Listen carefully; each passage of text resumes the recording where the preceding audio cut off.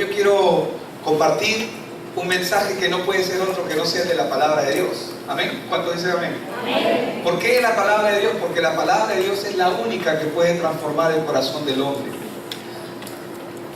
Si yo me siento con una persona a escucharla, posiblemente la persona se va a sentir bien en su corazón, va a tener una catarsis, va a tener un desahogo. Pero realmente eso no ayuda a la vida de la gente. Lo único que ayuda a la vida de la gente es la palabra. Y no estoy diciendo, eso no significa que no nos podemos sentar a escuchar a las personas. Pero en realidad, la mayoría de nosotros hacemos las cosas de una manera equivocada, con motivaciones equivocadas. Y con eso no estoy culpando a nadie, me pongo yo en primer lugar, pero yo creo mucho que si aprendemos más de la palabra, si escuchamos más de la palabra, todo lo demás no solamente va a venir por añadidura, sino las cosas se van a ir solucionando. La palabra es la única que tiene ese poder. Yo quiero compartir un mensaje que lo hemos nombrado de esta manera: el temor de Dios en nuestra vida cristiana. Y usted dirá, pero ¿por qué el temor de Dios? Yo espero que lo comprenda en el desarrollo del mensaje, que usted comprenda lo que es el temor de Dios en el desarrollo del mensaje. Ahora, una persona que no cree en Dios no puede temer a Dios, y el Señor Jesús lo enseñó en la parábola de la viuda y del juez injusto. El que no cree en Dios no puede tener temor de Dios. Pero igual eso no quita de que no haya juicio y muerte eterna para la vida de esa persona. Y el Señor quiere enseñarnos, ¿no? Y la Biblia nos enseña en Lucas 12:5 que Él nos va a enseñar a quién debes temer, a quién debemos temer. Y no un temor de miedo, como mucha gente asume ese concepto, sino es un temor reverente, que es lo que Dios quiere que nosotros tengamos. Temed, dice la Biblia en Lucas 12:5, aquel que después de haber quitado la vida tiene el poder de echar en el infierno. Si os digo, a este temed, dice en ese verso, ¿no? Pero os enseñaré a quién debéis temer.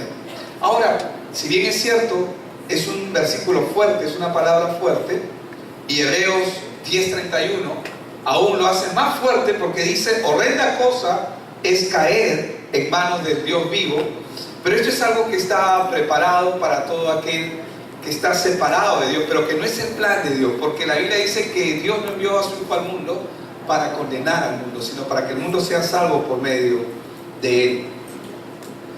Pero para el creyente, el temor de Dios es reverenciar a Dios, es decir, honrar a Dios en todos nuestros actos. Y hermanos, honrar a Dios es honrar su palabra, es honrar nuestra palabra también, es honrar nuestros compromisos. Pero para el creyente tenemos que entender que honrar a Dios, que el temor de Dios es honrar a Dios. Y quiero leer este verso que está en la pantalla, ustedes lo van a ver, que está en Hebreos 12, del 28 al 29, que está en la portada del mensaje de hoy.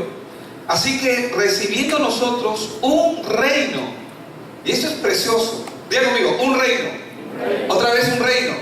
Dice que recibiendo nosotros un reino inconmovible.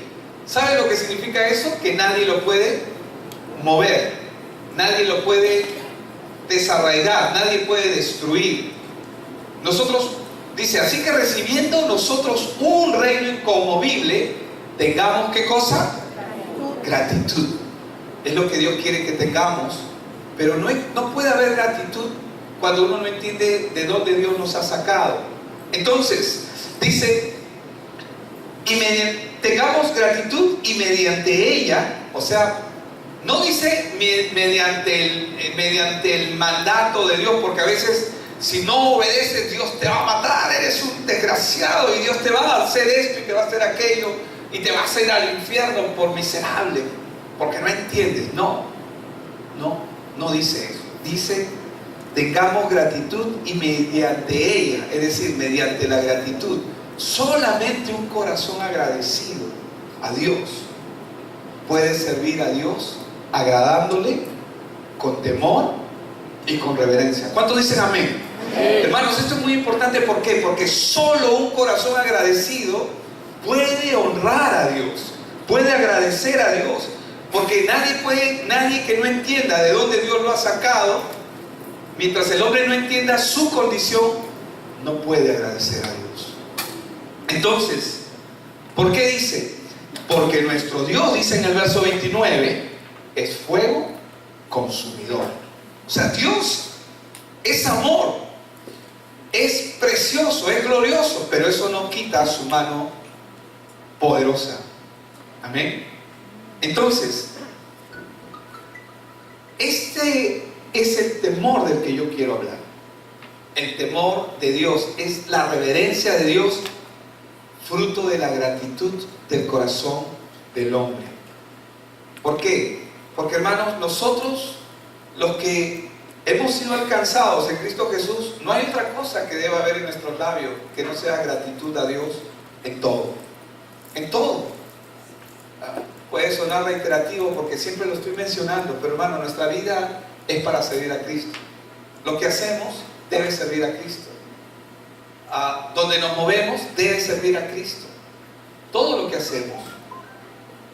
Y esto no significa de que dejes todo y voy a estar todos los días en la iglesia. No, no, no. Nuestra vida cristiana se desarrolla en cada evento, en cada acto, en cada comportamiento, en cada actitud, a cada minuto, en cada hora, cada día, cada semana, en todo tiempo.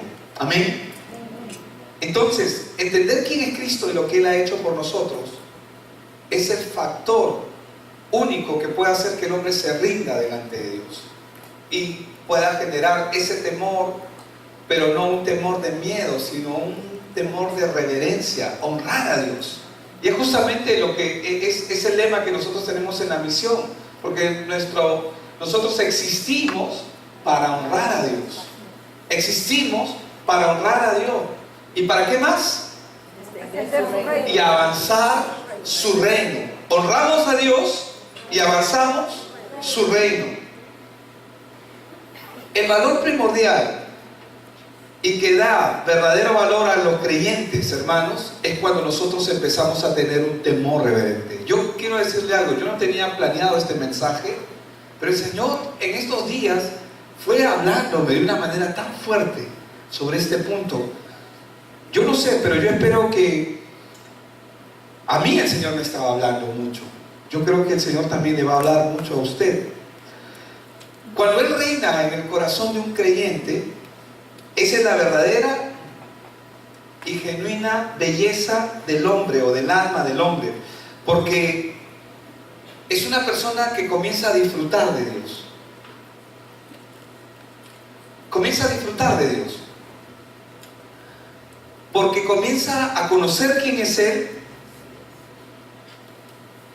y comienza a disfrutar del favor que Dios hace sobre su vida, aunque hay cosas que no entendemos y posiblemente van a haber cosas que nunca vamos a entender, pero igual Dios sigue obrando en mi vida. Amén. Hay cosas que no entendemos y que quizás no podemos ver ahora, pero igual Dios está obrando en mi vida, en tu vida, en mi vida, en tu vida. Amén. Es así.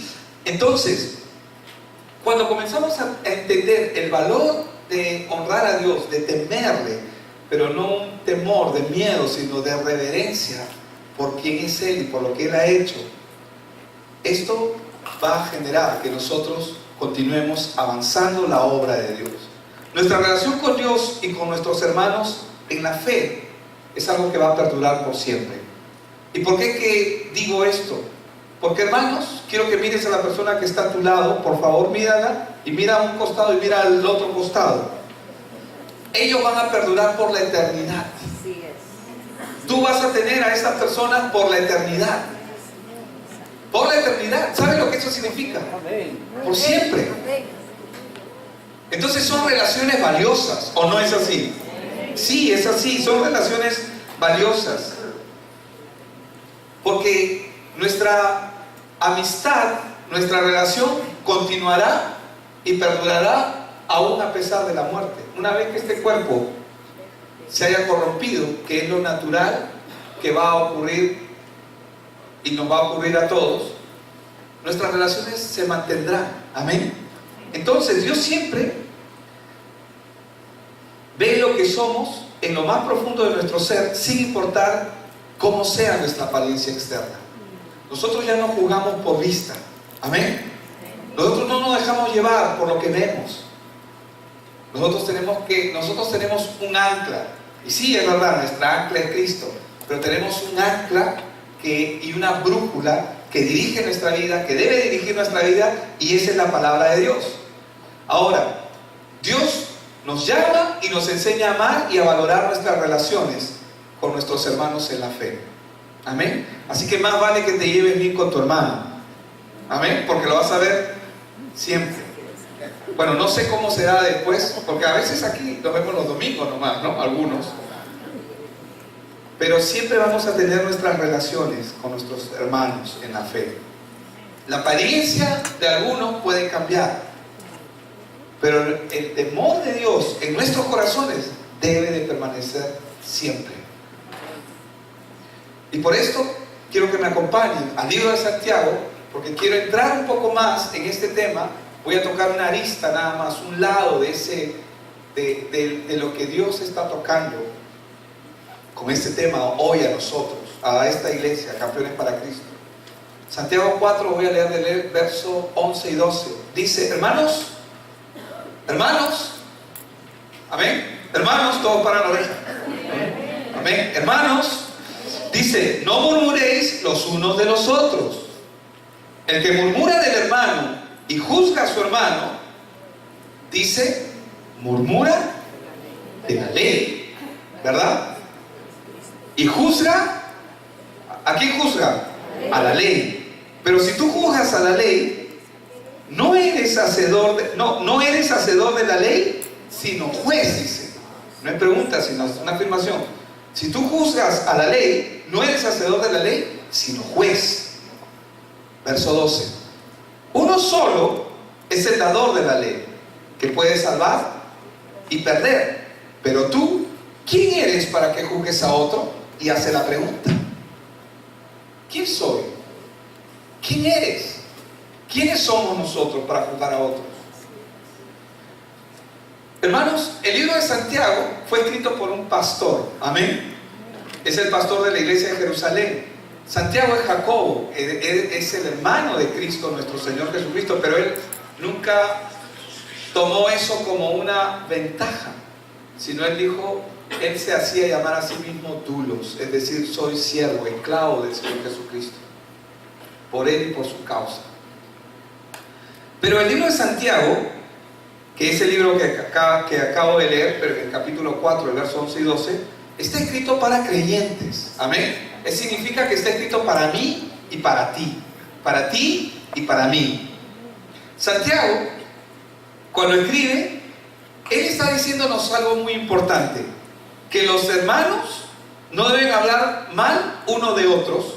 No dice, y lo que nos está diciendo, que esa crítica va contra la ley, va contra Dios mismo. ¿Por qué? Vamos a ver lo que dice Levítico 19:18 referente a este punto. Dice: no te vengarás. Hermanos, a veces nosotros en la iglesia pensamos, nuestros hermanos, ¿cuántos tienen hermanos lija? No sé, ¿entienden lo que es una lija? La lija se usa, hermanos, para pulir la madera, para dejarla suavecita, y hay varios tipos de lija, ¿no? Hay gruesa, y hay hasta la lija cero, ¿no? Que es la suavecita, ¿no? Aquellos hermanos que te pasan la mano así suavecita, te dicen las cosas tan lindas, pero hay otros que sin anestesia, ¿no? ¡Juan! Te raspan y arrancan todo de arranque. ¿Cómo? Lija de marquetero. Ah, de parquetero, del parqué, del piso.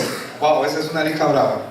Entonces, hermanos, ¿qué es lo que dice? Dice: no te vengarás. Porque a veces pensamos, y ese es el enemigo el que pone eso en nuestros corazones. ¿Qué es lo que pone el enemigo en nuestros corazones? Que mi hermano tiene algo contra mí, o que quiere sacar algún provecho, o que quiere aprovecharse, o que quiere hacer esto. Nosotros podemos probablemente leer, ver las intenciones del corazón, tanto del hermano como las nuestras, y tendemos a juzgar. Hay cosas que pueden ser evidentes, pero la Biblia dice: no te vengarás, ni guardarás rencor a los hijos de tu pueblo, sino amarás a tu prójimo como a ti mismo. ¿Cómo debo amar a mi prójimo? ¿Quién se ha metido 5 latigazos hoy día antes de venir aquí? Nadie. Es más, se han bañado, se han cambiado, se han echado colonia, se han puesto bonitos y bonitas para estar aquí, porque se aman, ¿verdad? Quieren verse bien. De la misma manera, hermanos, nosotros, así como nos tratamos a nosotros, debemos tratar a nuestros hermanos. El Salmo 140:11 dice: el hombre deslenguado no será firme en la tierra. ¿Quién es el hombre deslenguado? Aquel que se le va la lengua, ¿no? Pero eso no hay acá, amén. Gloria a Dios, eso no hay acá. Y si hay, el Señor se encargará de cortarlos. Y si no, el mensaje también es para ti. Dice: el hombre deslenguado no será firme, dice, en la tierra. ¿Qué significa eso? Cuando no es firme significa que va a ser removido. Dice, y continúa, dice: el mal cazará al hombre injusto para derribarle. Pero vamos un poquito más a ver qué cosa nos dijo nuestro Señor, el Señor Jesucristo. En Mateo 7, verso 1 y 2, y luego voy a leer el 12. Dice: no juzguéis para que no seáis juzgados, porque con el juicio con que juzgáis seréis juzgados, y con la medida con que medís os será medido, dice, ¿verdad? Verso 12: así que todas las cosas que queráis que los hombres hagan con vosotros, ¿cuántos quieren que la gente haga bien con ustedes? Bueno, así también haced vosotros con ellos, porque esto es la ley y los profetas. Entonces, el Señor mismo citó esta palabra y Él dijo que nosotros debemos amar a nuestro prójimo como a quienes, como a nosotros.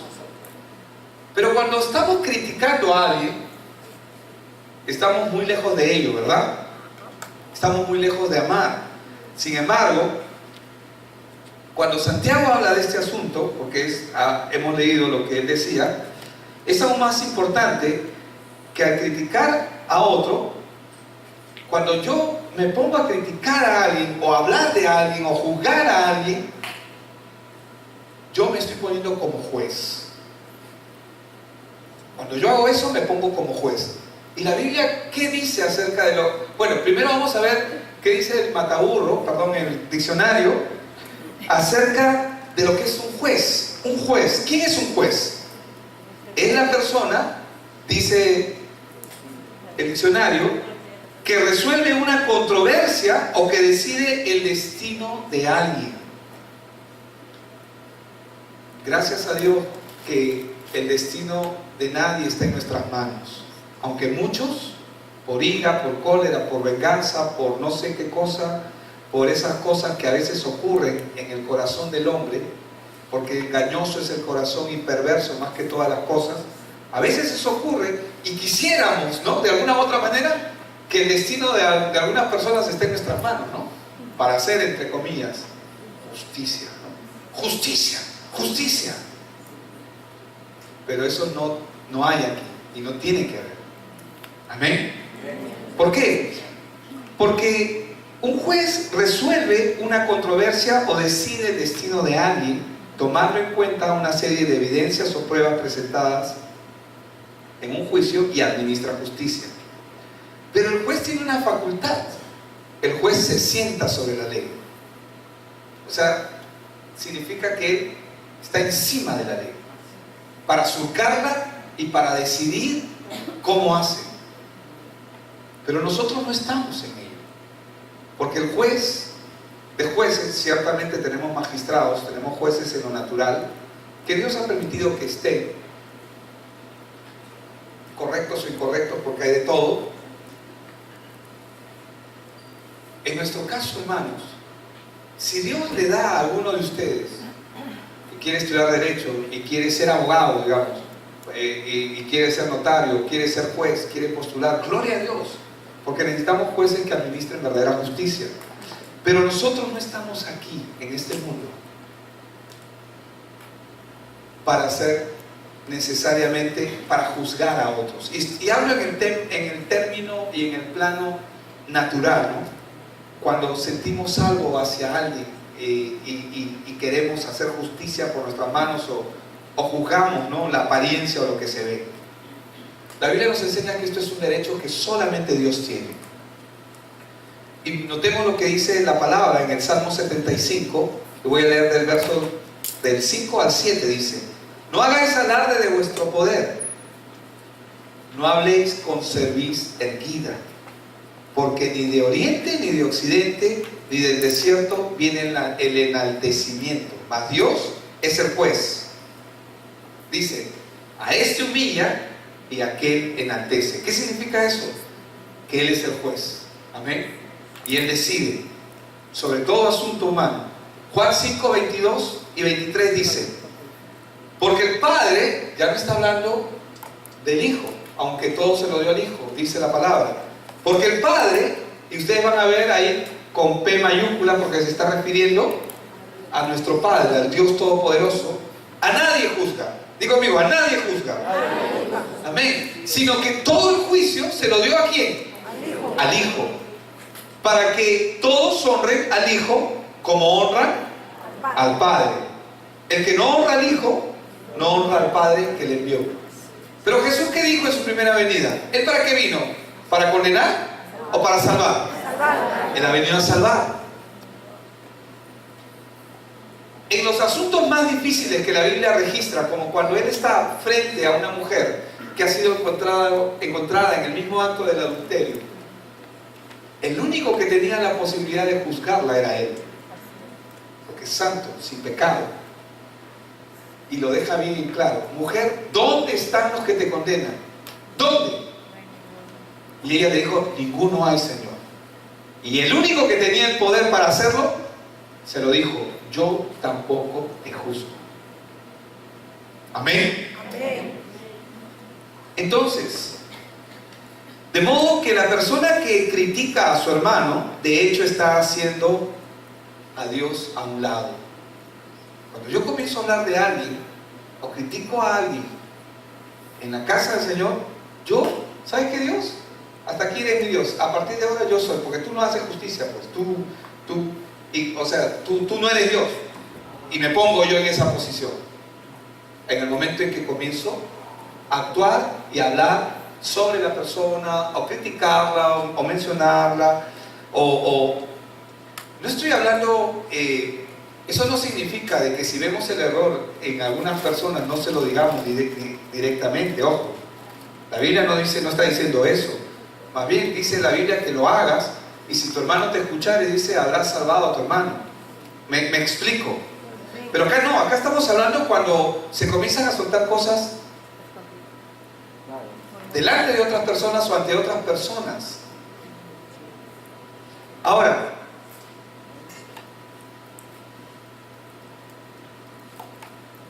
no podemos dejar a Dios a un lado y hacer el papel de Dios, porque no somos Dios. Amén.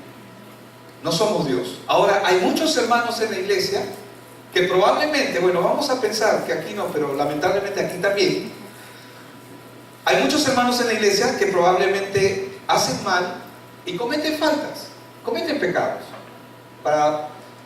Yo digo faltas porque quiero ser quizás un poco suave, pero en realidad existen hermanos acá que cometen pecados. Amén. No dice muchos también, pero es así. Entonces, ¿pero qué es lo que nos dice la palabra referente a ello?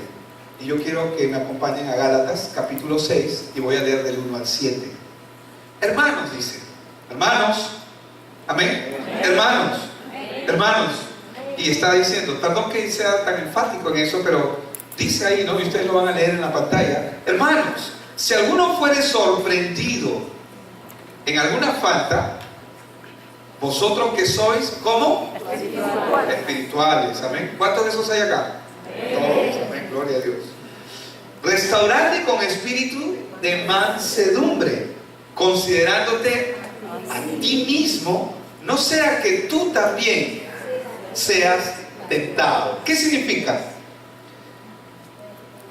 Que la posibilidad de cometer faltas, la posibilidad de que estas cosas se den en la iglesia es una posibilidad real, no es una posibilidad remota.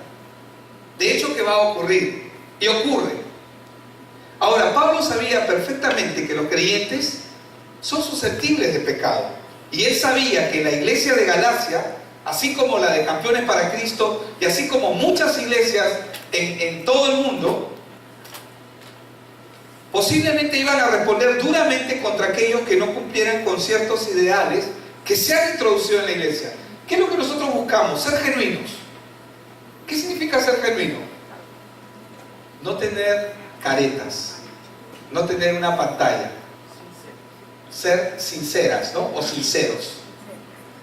Porque la cera se usaba cuando se esculpía un monumento de algo, y cuando se hacían grietas se usaba la cera para disimular las grietas y para que todo se vea bonito. De ahí viene la palabra sinceras o sincero. Entonces, Pablo conocía perfectamente la condición del hombre. Ahora, ojo, y quiero ser muy cuidadoso porque la Biblia no justifica el pecado. Amén. Diga conmigo, no justifica el pecado. Y tampoco justifica, ojo, el obrar mal. Recordemos que Dios aborrece el pecado. Amén. Pero el amor de Dios siempre, diga conmigo siempre. Y el amor de Dios siempre es por el pecador, por el que está en falta. Siempre. Es decir, el hombre que está perdido, que está viciado de su naturaleza, porque llega un momento que el pecado contamina tanto al hombre que lo vicia, se contamina con el vicio del pecado. Por lo tanto, señala que, y está hablándole Pablo a la iglesia de Galacia, a los Gálatas, y les está diciendo que si ellos son espirituales, es decir, si tienen al Espíritu de Dios en sus corazones y son guiados por Él, deben de responder con un espíritu de mansedumbre, siempre conscientes de que cada uno de nosotros puede pasar el mismo problema o cometer el mismo pecado o aún peor. ¿Qué dice? Gálatas 6:2 y verso 3: sobrellevad los unos las cargas de los otros y cumplid así la ley de Cristo. Hermanos, esto parece palabras simples, pero esto es muy profundo, muy poderoso. Dice que tenemos que cumplir la ley de Cristo. ¿Qué es la ley de Cristo? Es la gracia, es el Evangelio. Voy a explicarlo más adelante, pero dice, porque el que se cree ser algo, dice en Gálatas 6:3, no siendo nada, a sí mismo se engaña. Hermanos, restaurar a un creyente que ha pecado es solo un ejemplo de la obligación más amplia que tienen todos los creyentes de llevar las cargas de los unos con los otros. Entonces, Dios ama al pecador, no ama al pecado, aborrece el pecado. Y nosotros, ¿qué es lo que tenemos que buscar continuamente? Reconciliar al pecador con Dios. Ese es el ministerio de la reconciliación, del cual nos habla 2 Corintios 5, ¿verdad? Ahora, cualquiera que se resista a esta obligación, es decir, de no restaurar a la persona, puede pensar que está por encima de esas debilidades, pero se engaña a sí mismo. Debemos tratar a los demás. Debemos tratar a los demás. Por eso es que la Biblia es enfática en eso, como mejores que a nosotros mismos. ¿Tiene sentido? ¿Tiene sentido? ¿Están conmigo? ¿Amén? ¿Están entendiendo lo que estamos compartiendo? Entonces, ¿qué pasó con Gálatas? Vamos a meternos un poquito en Gálatas, en la iglesia. Ellos comenzaron a desviarse de la fe por la obra de nuestro Señor Jesucristo. ¿Y qué comenzaron a hacer ellos? Enfatizar la ley. Ellos comenzaron a enfatizar la ley, sabiendo que el hombre no puede cumplir la ley, pero la hipocresía en esta iglesia les hizo ver a ellos como que podían cumplirse y regirse por la ley en vez de regirse por Cristo. ¿Qué significa esto? Ya, digamos, yo no tengo el problema o la susceptibilidad que puede tener este hermano. Entonces eso me hace poner a mí de repente en una posición como me hace sentirme mejor que él, o mejor que otras personas. No sé si me explico, me dejo entender. Entonces, ellos pensaron, Gálatas, ¿qué es lo que pasa? En la iglesia de Gálatas, ellos entendieron en un inicio que la obra del Señor Jesucristo es por la fe, que Cristo los salvó por la fe en Él, a través de Él. Pero comenzaron a introducirse hermanos en la iglesia que comenzaron a decir: no, pero también hay que cumplir la ley. Y no es amable cumplir la ley. La ley es importante, pero es el resultado de la obra de una persona que está viviendo su vida en Cristo. Pero cuando comienzan a enfatizar la ley y dejar de un lado el motor, la gasolina que hace que funcione el cumplimiento de la ley, entonces ¿qué es lo que va a ocurrir ahí? Se distorsiona el evangelio. Entonces ellos comenzaron a decir: no, hay que hacer la ley, y comenzaron a enfatizar la ley más que la obra de Cristo. Hermanos, y el apóstol Pablo es uno de los hombres que luchó duramente en su ministerio, y especialmente en esta carta, para que el nombre de Cristo y la obra de Cristo sea clara en el corazón de cada persona. Entonces, ¿qué es lo que nos muestra esta carta para poder entender el contexto? Nos muestra el abandono de la dependencia de Cristo que mucha gente comenzó a experimentar. ¿Qué es lo que pasa? Vienes a la iglesia o venimos a la iglesia y todo está bien. Comenzamos a entender el evangelio, el Señor comienza a orar en nuestros corazones, y de repente nos distraemos, o el hombre se puede distraer por algún área y comienza a enfatizar otras cosas más que poner la prioridad en quien tiene que estar la prioridad, que es Cristo. Entonces, ¿qué pasó con ellos? Ellos abandonaron la dependencia en sus vidas de Cristo para dar lugar a la dependencia a través de la ley, para acercarse a Dios. Entonces, aquí lo que está haciendo la palabra es exhortarnos a ser conscientes de las cargas y debilidades de los demás como las de uno mismo, y nos insta a tener cuidado de tener un sentimiento de superioridad o de jactancia cuando vemos el pecado de otros y no vemos la fragilidad que puede haber en nosotros. ¿Me dejo entender? Entonces, ¿qué es lo que hace esto? Cada vez que miremos el pecado de otro o el problema de alguien, que ver la transgresión o el problema de alguien, que no nos sirva para juzgar a la otra persona, sino que sirva para evaluarnos a nosotros mismos. Que sirva para evaluarnos a nosotros mismos, y esto va a hacer que miremos a la otra persona con compasión y no como comparación. No sé si me explico. O sea, vamos a mirar con compasión en vez de comparación hacia la otra persona. ¿Por qué? Porque lo que Dios quiere, hermanos, es salvar a su pueblo. Si una persona está mal, hay que decirle que está mal. Amén. Sin pelos en la lengua, o sea, sin maquillar la verdad. Si una persona está mal, hay que decirle: estás mal, directamente. Amén. Pero con amor y con misericordia. ¿Por qué? Porque ¿cuál es el plan que Dios tiene? Reconciliar a esa persona. Que esa persona, ¿cuál es el objetivo del evangelio? Que el hombre dependa de Cristo. ¿Cuál es el objetivo de toda la palabra para nosotros? Que tú y yo seamos dependientes de Dios. Ese es el objetivo. Que aprendamos a ser dependientes de Dios y de su obra, de su palabra.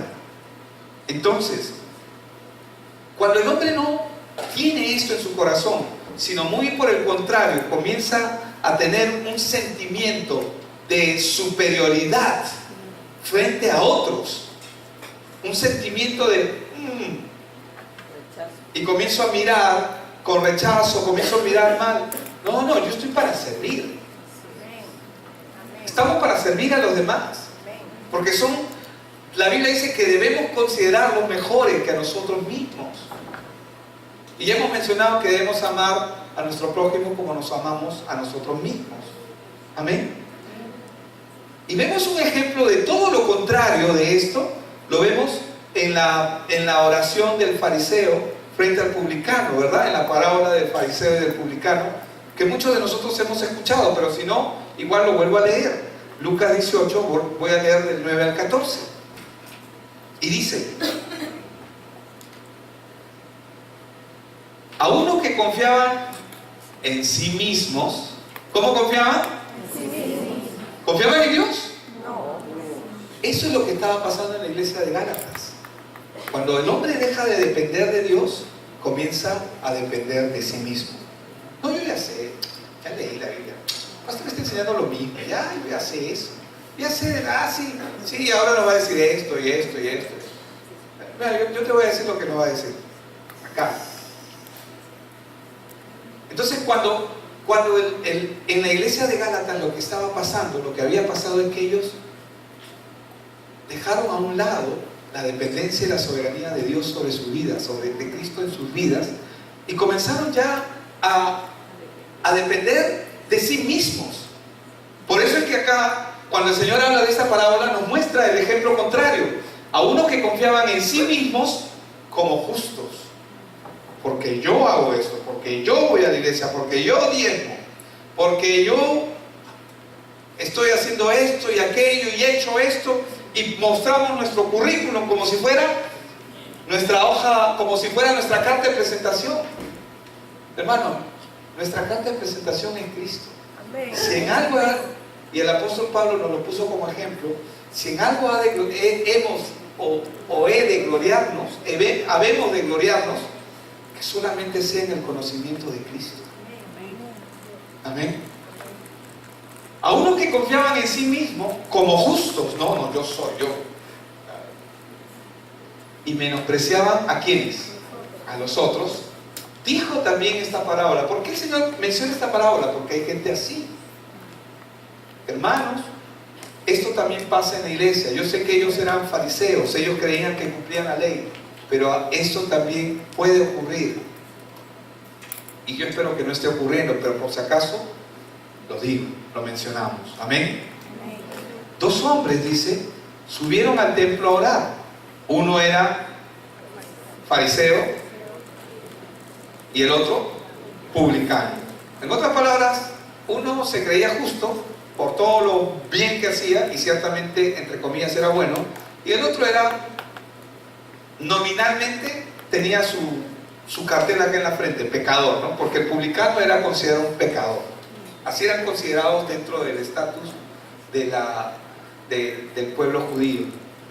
Entonces, el fariseo, puesto en pie, oraba. ¿A quién oraba? ¿A quién oraba? ¿A quién oraba? ¿Oraba a Dios?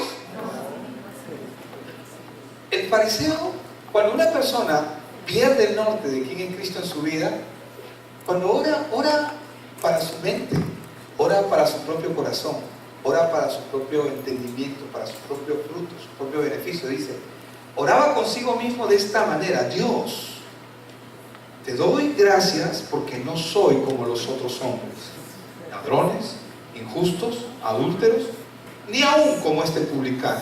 O sea, ya era lo peor, ¿no? Porque así lo pone.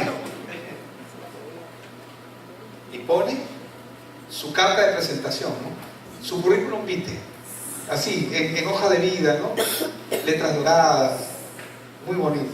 Ayuno 2 veces a la semana, doy diezmos de todo lo que gano.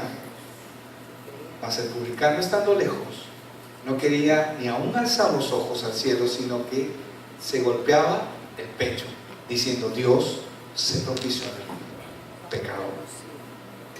Él conocía y entendía cuál era su condición. Os digo que este descendió a su casa justificado antes que el otro. No dice que el otro no fue justificado, dice antes. Y eso es lindo. ¿Saben por qué? Porque nos habla de un tiempo donde el hombre tiene que entender su condición. Muchos fariseos, hermanos, fueron salvos, alcanzaron la salvación. Y gloria a Dios por ello. ¿Por qué? Porque es importante que el hombre entienda, reconozca su miseria delante de Dios.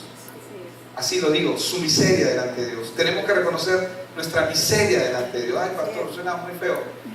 Tu miseria y mi miseria delante de Dios. Amén. ¿Cuántas veces es necesario repetirlo hasta que lo entendamos? Os digo que este descendió a casa justificado antes que el otro, porque cualquiera que se enaltece será humillado y el que se humilla será enaltecido. Entonces, esta es la razón por la cual cuando el apóstol Pablo nos está exhortando, porque habíamos leído el libro de Santiago, capítulo 4, versos 11 y 12, y luego leímos Gálatas 6, del 1 al 6, ¿qué es lo que él está buscando? ¿Qué es lo que está buscando el Espíritu Santo a través de Pablo en Gálatas? De que nosotros aprendamos a llevar las cargas por los otros. Amén. Si yo veo a alguien que está en falta, se lo digo directamente, y si no me entiende, llevaré su carga. Pero no te vas a poner un saco pues encima, ¿no? Un costal. Estoy llevando, pastor, estoy llevando la carga de este hermano que no entiende, ¿no? Y al final terminas tú también afligido. No está hablando de eso. Cuando él está diciendo llevar la carga, está diciendo preocuparte por la otra persona, llorar, para que entienda qué es lo que Dios quiere hacer en su vida. Necesitamos que el hombre siempre entienda, necesitamos entender. Y Pablo nos anima que llevemos las cargas los unos de los otros, porque esto es el cumplimiento de la ley. ¿Qué significa que es el cumplimiento de la ley? Es lo que Dios hizo y lo que Dios quiere que hagamos. Entonces, nuestra medida de conducta y de comportamiento siempre es Cristo. Nuestro estándar es Cristo. Él es nuestro estándar, no los demás. Nuestro punto de comparación es Cristo. Nuestro punto de inicio es Cristo y nuestro punto de llegada es Cristo. Porque si nosotros comenzamos, y esto por engaño del enemigo, ay, qué bonito cantas, qué bonito tocas la guitarra, qué bonito hablas, qué bonito esto, qué bonito aquello, ay, pero ¿quién como tú? Y el enemigo puede poner cosas en el corazón de uno que Dios no quiere que tengas. Si no, te va a decir como le dijo a los discípulos: yo veía a Satanás caer del cielo como un rayo. Cuidado. No porque quiera molestarlos Cristo a sus discípulos, sino se los dijo para que ellos entren en razón, sean sensatos, sean coherentes en su manera de pensar, en su manera de caminar, en su manera de actuar. Y lo que acá la palabra nos está instando es que nosotros tenemos que mirar a los demás con amor, con misericordia. Amén. Y si hay que hablar one to one, hay que hacerlo, uno a uno, cara a cara. Y si hay que exhortar, hay que exhortar. Porque, hermanos, necesitamos aprender lo que Dios quiere hacer en nuestra vida. Seguimos leyendo y ya vamos acabando. Gálatas 6, versos del 4 al 6 dice: así que cada uno someta a prueba su propia obra, dice Gálatas 6, 4, y entonces tendrá motivo de gloriarse solo respecto de sí mismo y no en otro. ¿Qué significa eso? Que antes de juzgar a alguien, mira lo que tú estás haciendo, cómo tú estás caminando, cómo tú estás andando, por dónde te estás dirigiendo. Amén. Entonces, cuando nosotros hacemos eso, permitimos que Dios trabaje en nosotros. Amén. Porque nuestro estándar es Cristo. Entonces, así que cada uno someta a prueba su propia obra y entonces tendrá motivo de gloriarse solo respecto de sí mismo y no de otro. Si has hecho bien, buen siervo fiel. Amén. Es lo que Dios quiere. Entonces, verso 5: porque cada uno llevará, dice, su propia carga. ¿Qué significa eso? Que cada uno va a dar cuenta de sí mismo. Yo no voy a dar cuenta Yo voy a dar cuenta por lo mal padre o por lo buen padre o por las cosas buenas o malas que haya hecho como padre ante Dios. Pero yo no voy a dar cuentas por mi hijo. Si bien es cierto, yo le voy a dar cuentas a Dios por mi familia, mi esposa, por mi familia, por mis hijos. Y obviamente voy a tener posiblemente muchas reprimendas de parte de Él. Pero en el caso de mis hijos, ellos van a dar cuenta por sí mismos delante de Dios. Cada uno. Así está establecido. Cada uno lleve su propia carga. Amén. Porque cada uno dará cuenta de sí mismo. Verso 6. El que es enseñado en la palabra, haga partícipe de toda cosa buena al que lo instruye. Y esa es la razón, hermano, por la que he traído esta enseñanza hoy día. Porque creo que es necesario que tengamos una claridad en nuestro caminar. Para no ser ligeros en nuestros pensamientos, sino caminar con rectitud, con amor, con misericordia, con bondad, pero también con firmeza. Amén. Vamos a orar.